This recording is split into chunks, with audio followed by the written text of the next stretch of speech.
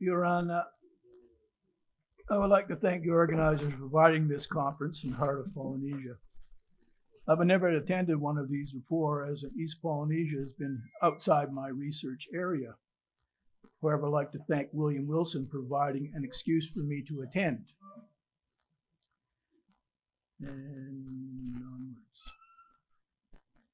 Beginning in the 1980s, the linguist William Wilson has, over a series of papers, developed the argument that the language community from which East Polynesian descended was found in the Polynesian outliers, which lie off the east coast of the Solomon Islands. In this slide, we see Robert Bliss arguing in 2019 that Wilson is convincingly correct in locating that community in the northern outliers.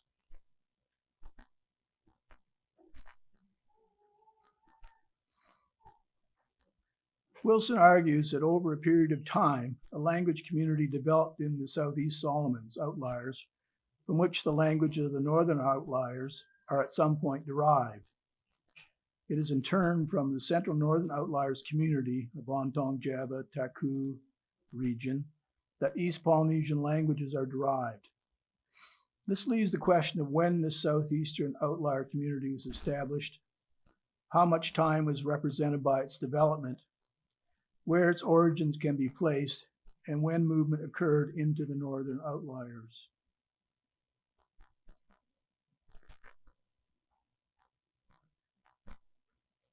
My reading of Wilson's argument is that the early Southeast Solomon outliers languages are derived from Greater Samoa, Samoa Futuna Uvea, developing a language community in the Southeast Solomons from where they moved into the northern outliers, and then, around 1000 BP, moving east across the Phoenix and Line Islands into eastern Polynesia.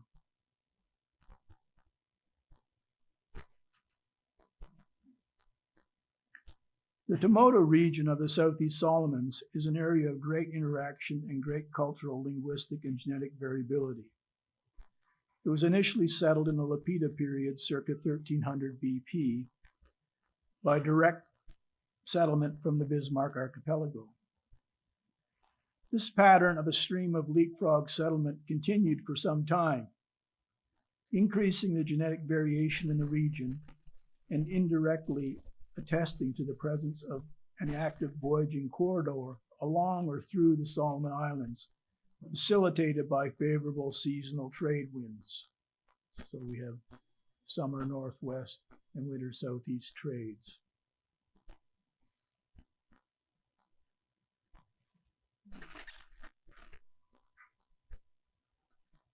So here we see this, the southern outliers of the Southeast Solomons, Sanuta, Tikopia, Peleni, Tomako, Rennell, Bellona, Sikyanga, Ontong Java, and then if we went up here a bit to Taku, and then on up outliers,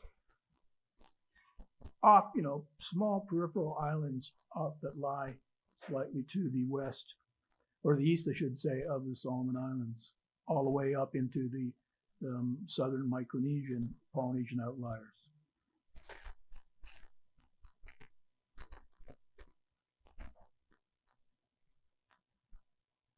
So this, I'll just hopefully play this little video clip.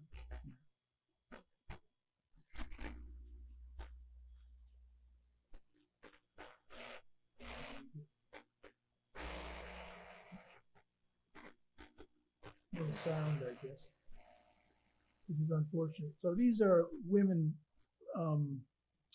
greeting the Anglican bishop of Malaita, which Ontong Java lies within the diocese of the Bishop of Malaita. And he is being greeted by these people on his visit in 2021. And this video was kindly made by his wife and sent to me. We can see it, women all stained with turmeric, progressing along. And too bad you can't hear the singing. I was hoping you could hear the singing. But,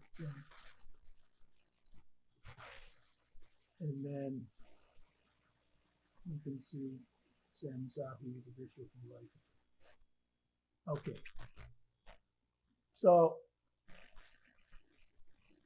When were the outliers settled, and when might movement have happened?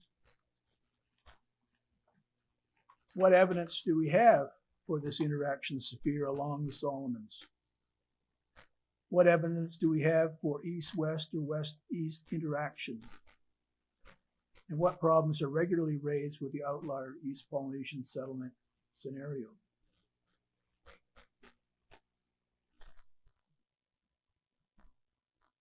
The Southeast Solomon outliers, for which we have archaeological evidence, are all settled in a very late Lapita early Plainware period. There is no evidence for an early or middle Lapita settlement. So settlement circa 2600 calibrated BP. I mean, many of the dates have big errors on them.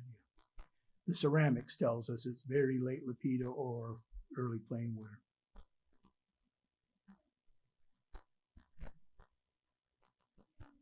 There is considerable evidence for an interaction sphere which extended along marginal East Melanesia and north intracentral Micronesia.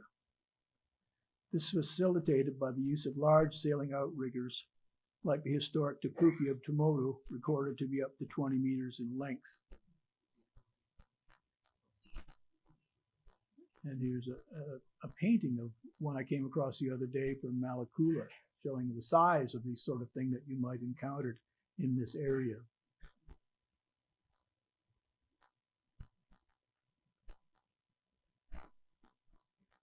We can hypothesize this interaction sphere was occupied and active from circa 2600 BP, extending into eastern Micronesia at circa 2000 BP when it was first settled.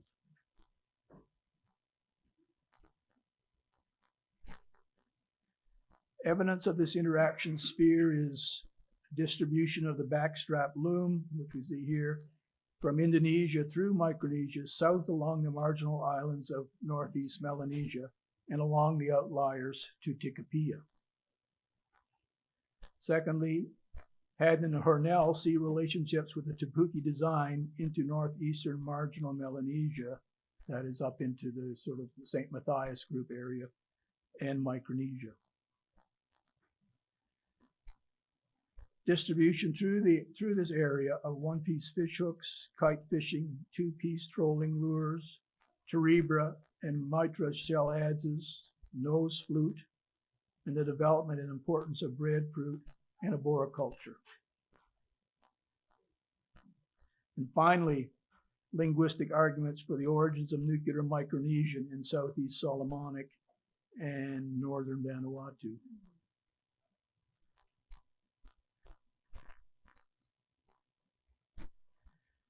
Theories of Polynesian settlement via a northern route have a long history, ultimately based on the significant differences between the cultures of West and East Polynesia and evidence of relationships with Micronesia. The German ethnologist Richard Parkinson proposed in 1907 both a southern and northern route and concluded the lack of Melanesian culture traits in Polynesia argued for the importance of the northern route. Peter Buck to Rangihiroa, following Parkinson, argued in 1938 for two routes as well, including that the taro and yam must have come by the southern route, but Polynesians sailed east through northern East Polynesia. I mean, he suggested that the taro and yam weren't suitable for transmission through the atoll environments. The American anthropologist Edwin Burroughs, in his study of cultural differentiation in West Polynesia, noted, like Parkinson and Buck, significant contrast between the cultures of West and East Polynesia. However, rather than reflecting the effects of different origins, he considered it more likely to be the result of processes of cultural change, like innovation and differential retention. The outliers tend to look West Polynesian in culture. However, a number of traits such as one-piece fish hooks, Ruvetus hooks, stone or wooden food pounders, and carved human images are shared with East Polynesia. In the northern outliers of Ongton, Java, Sikiana, Taku, and Nukuroro, numerous wooden images often associated with god houses were seen, some over 3 meters in height and held in various museums today. I haven't been able to check all of these, but these are the outlier traits which are shared with East Polynesia. Although, as I say, haven't been able to check all of this. And here's one from Nuku'alofa in the Auckland Museum.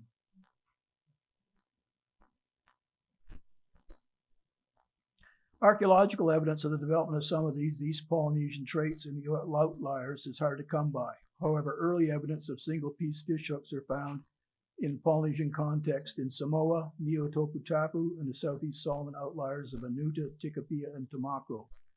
The striking appearance of this technology has led Kirch to consider the possibility that it might be ancestral to those of East Polynesia. Archaeological evidence indicating east-west or west-east linkages is limited. Ivory reels like those from archaic East Polynesian context are known from the Southeast Solomon outliers and date around the time of East Polynesian settlement. Most outlier adzes are made of shell. However, stone adzes from the early period of Tikopia are made of exotics from complex geologies only found west of the andesite line. Adze flakes from the late period in Tikopia are sourced to Samoa, and a few pieces of obsidian to Tonga, in keeping with the hypothesis of Polynesian settlement of Tikopia at that time, circa 1100-1200 AD. Other lines of argument linking East Polynesia to the outliers include the importance of breadfruit and arboriculture in the Marquesas, the early importance of bonito fishing in East Polynesia, and the presence of Fijian ceramics in the islands north of Fiji and in the Marquesas. And finally, the shortening of the East Polynesian chronology provides even less time for the development of a core East Polynesian culture in East or West Polynesia. To my knowledge, we do not have a comprehensive study of modern Polynesian DNA, which includes the outliers with West and East Polynesia. And we have no ancient DNA from the outliers. There are some studies listed here which provide some evidence of close relationships among the outliers, East Polynesia and Micronesia. The most recent study by Oruna et al. 2022 of DNA from Vanuatu indicates a significant recent admixture of Polynesian DNA estimated to date to 600 to 1,000 years ago.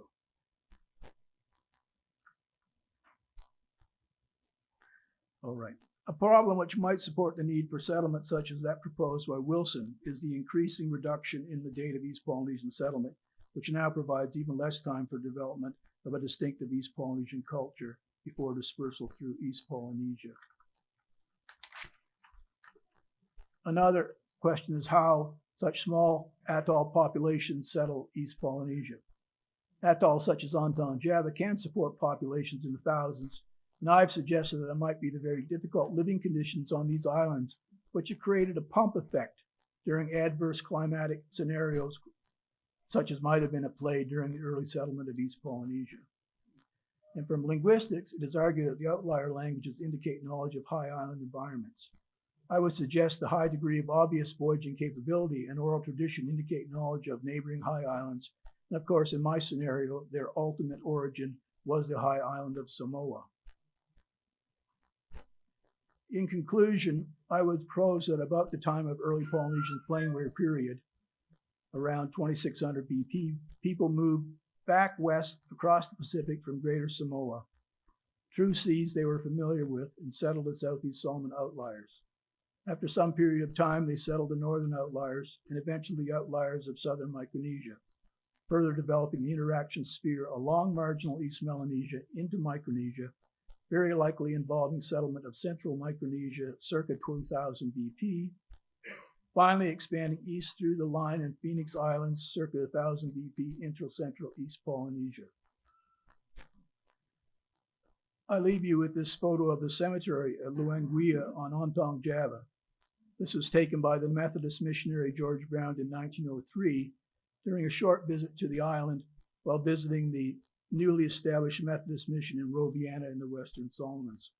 Here we see large stone monuments dedicated to ancestors wrapped in mats, much like god figures in East Polynesia. Kia ora, marurua.